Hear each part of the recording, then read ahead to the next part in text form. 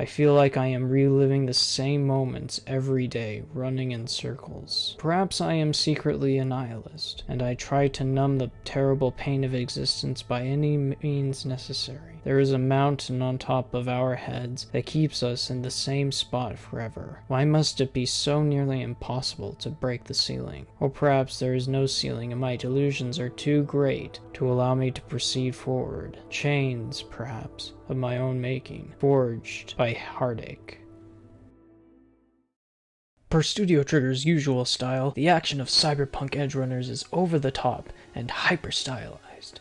Usually the shows by Trigger are relatively simple in their presentation, especially the backgrounds, yet Edgerunners is beautifully simple and detailed at the same time, quickly their best work to date. Those who watch it may find themselves transported to a world of a neon city filled with an abundance of pollution, crime, and cyborgs of all kinds. A world where every day is a constant struggle to survive, where a stray bullet could kill you at any moment, but most importantly, it will take you on a simple journey to explore the essence of humanity as we grow ever more technologically advanced. An understandable fear that comes with the concept of transhumanism is that we might take it too far. Like the Borg from Star Trek, we might be assimilated into collective artificial intelligence and lose all semblance of individuality or humanity. The show Cyberpunk Edge Runners is a canonical side story of the video game Cyberpunk 2077, and so includes some familiar locations and characters, but we mainly follow a wholly original principal cast of lovable characters with unique quirks and backstories.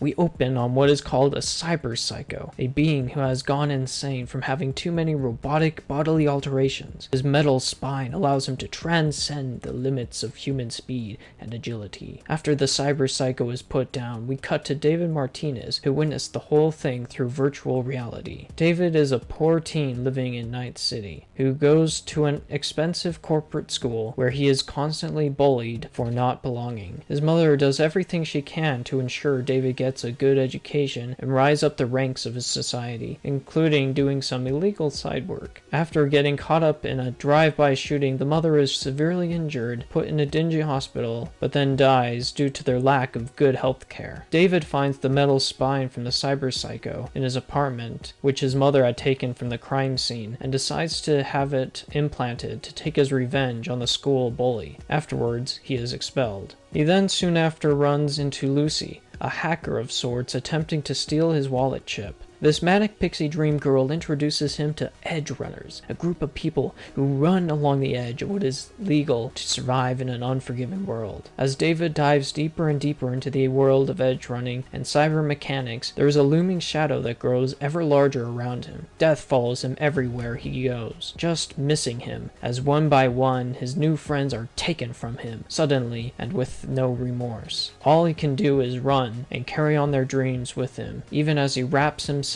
in his mother's jacket and bulks up enough to handle the large cyber arms of his group's former leader and father figure, Maine. No matter how many times he boasts of his high tolerance for cyberware, no matter how many times he says he is special, those around him continue to say he is only human. When asked what he truly wants, he hesitates, as he has only ever run along the edge of death to keep the memories and dreams alive of those who came before him. We are continually asked, how long can he do this before completely falling off the edge? How long before he becomes a cyber psycho, losing all sense of reality? We are confronted with the question, what are we doing with our own lives? So many people like David believe they can run along an edge without falling off, defying what it means to be human, defying having a concrete understanding of personal identity. How long before nihilism consumes you? How long before life becomes tragically meaningless? Lucy was the one who would always attempt to keep David in check from running into situations she was sure would get him killed. In good old-fashioned Jordan Peterson terminology, the best men are beasts, who have great power and are very dangerous. But these men need a beauty to tame them. Women instinctively know how to do this, and to remind the man of his humanity, to not become too ambitious and lose himself. David was the first person Lucy shared her dream of going to the moon with, comparing the moon with freedom, and Night City with a prison. She wanted to go to the moon with David, which meant keeping him alive. While in their shared apartment, like Eden, they existed naked side by side as equals, speaking of intimate things. But when she learned that the Arasaka Corporation wanted David for his high tolerance of cyberware to test out a new skeleton for warfare. She had to eliminate the hackers that were looking for him.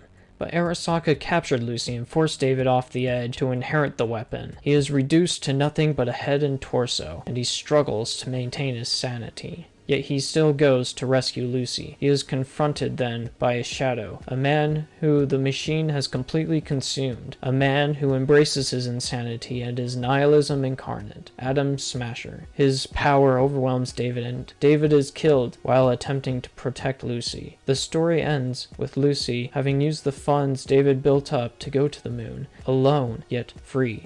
I didn't want any of this. Didn't want to watch you die. It's the only way I could protect you from this city. Just too many I couldn't save before. My mom, Maine, and the others in our crew. Couldn't let that happen. Not to you too. But you never had to save me. All I ever wanted was for you to live. I ain't worth it, Lucy. Besides you, I got nothing left. But you still have a dream to stick around for. Need you to see it through. That's my dream. Honestly, nothing else ever really mattered. Thus ends the tragedy of David Martinez in Cyberpunk Edge Runners. The message: be ambitious, but never run off the edge. Don't lose your humanity. Instead, pursue freedom. Thank you for watching. Please feel free to like this video and subscribe to my channel for more updates. Comment below on what parts you disagree with, and remember to keep it righteous.